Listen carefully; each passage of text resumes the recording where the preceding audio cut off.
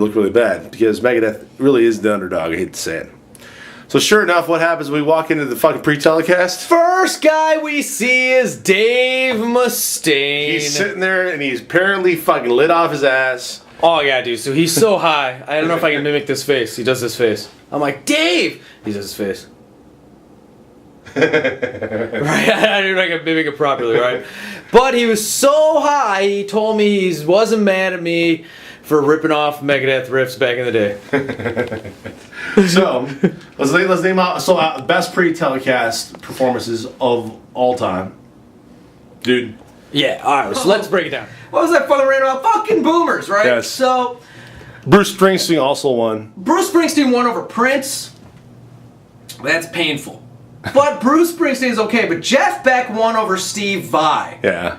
Right? And I'm sorry, pentatonic scales over actually knowing how to play your guitar is not fucking, should not fucking win just because you got laid, lost your virginity to a Jeff Beck song in 1970. Although, hold on. Steve Vai is looking more and more like an evil gay wizard every fucking night.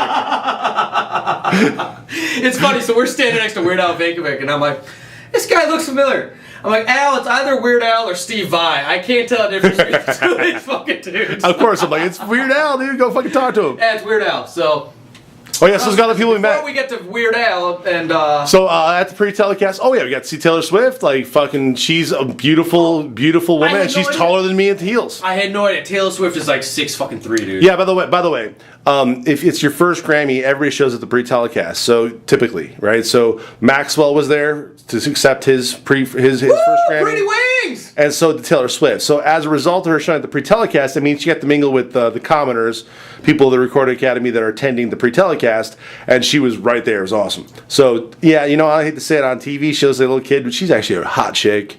Hate to say it. I do her. I did not realize I was attracted to Taylor Swift until I was 2 inches from her for a whole 3 minutes. Right? And I'm like, oh, yeah, Taylor Swift, yeah, big deal. You know, she had a charming little speech, which was kind of cute. You know, she's genuine.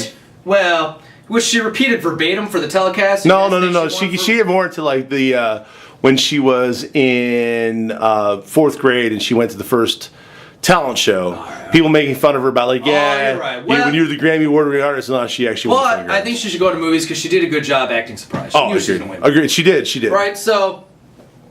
And I didn't realize she's standing right there. So my biggest regret of the afternoon and the night was I didn't hit on Taylor Swift when I had the fucking chance. She's fucking right there. Like, actually, no. Let me translate. He wanted to go grab her ass and like get arrested. That's exactly what he wanted to do. How was I supposed to hit on Taylor Swift? So here's my prediction about Phoenix. A year from now, we will find out that drummer, he's the bottom. Man. Well, we did How the fitting smart is this? thing this fucking year by not following Dave Grohl. 2 years ago, we're like, there's Dave Grohl. We're supposed to be wherever the fuck Dave is, right? So let's follow Dave. We didn't know he was playing a fucking concert in the fucking parking lot during the whole fucking thing, right? So we got fucked.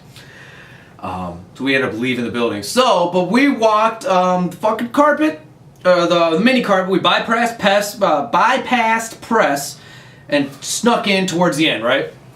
And it was great because walking in with me and Al Ryba is Weird Al Yankovic and Patton Oswalt. I love Patton Oswalt. It's no big fucking secret. He's awesome. I love that little fucking...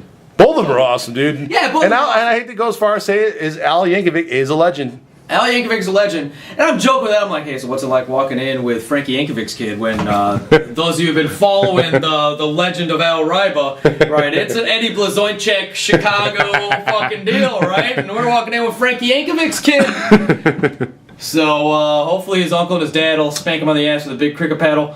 That was cool. And I hate to say it, the picture of Patton Oswalt and Anand is hilaririous. It is hilarious. And I think Patton Oswalt comes up to his nipples. Oh, he does. Patton's like up there. He's like a little pet fucking troll.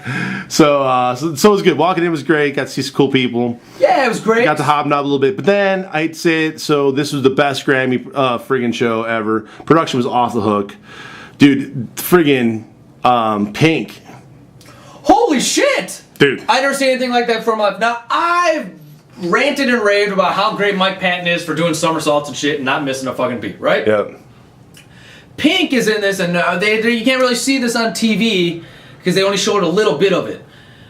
This is the best parts, but a little bit. But Pink is on this fucking spinning thing where there's like a Cirque du Soleil thing. Cirque du Soleil thing. So there's 3 women in this like Cirque du Soleil like drapery thing that they where like the chicks jump into the drapery and then get spun up to the top of the friggin' goddamn roof at the Staples Center. And I'm like, I thought it was part of the show where these girls are gonna put on something in the background. Little did I know that Pink was gonna go jump on and have 4 women on this thing spinning around like craziness. Before she does this, she takes off all her clothes.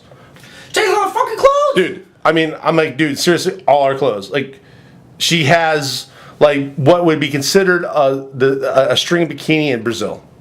It's hot. Yeah. And I'm usually not fall out of my chair hot for Pink, but this was fucking hot. Yeah, right? it's hot. And what really did it was all of a sudden they dip her into a flotation tank. Yeah, you can't see it on TV. Yeah. She gets up. Well, actually, no, hold on. They pull her out on the friggin' Cirque du Soleil thing into the middle of the Staples Center and then drop her down to where like the center stage was. And they had removed the center stage deal to reveal a pool of water. So they dropped this woman who's half naked. Actually, I'm sorry, 99% naked into the water and then yank her out onto that Cirque du Soleil thing and spun her around like crazy. It was awesome. Fucking amazing. And she's not missing a fucking note. Yeah, she nailed it. I don't know how you do it. She's spinning this fast, doing tricks, turning upside down. She's spraying the crowd. I wish she turned tricks. Yeah, she turned tricks. Not missing her note, and she's spraying the crowd with pink juice. She's wet, and water's coming off her naked body and landing on everybody's heads. Yeah, no, and there was nobody complaining about it. Yeah, obviously. I'm sure old men are sitting there drinking it up. Actually, Anna was, yeah. I collect some in a jug. Yeah, drink some of that. Some pink juice right out. Pink juice. Pink juice. Performances were rocking. They were the fucking Again. best ever. Stevie Nicks made a surprise. Adam Sandler made a surprise. Robert Downey Jr. showed up. Yep. Who the fuck else? There were a bunch of surprises showing up. People. Lionel Richie.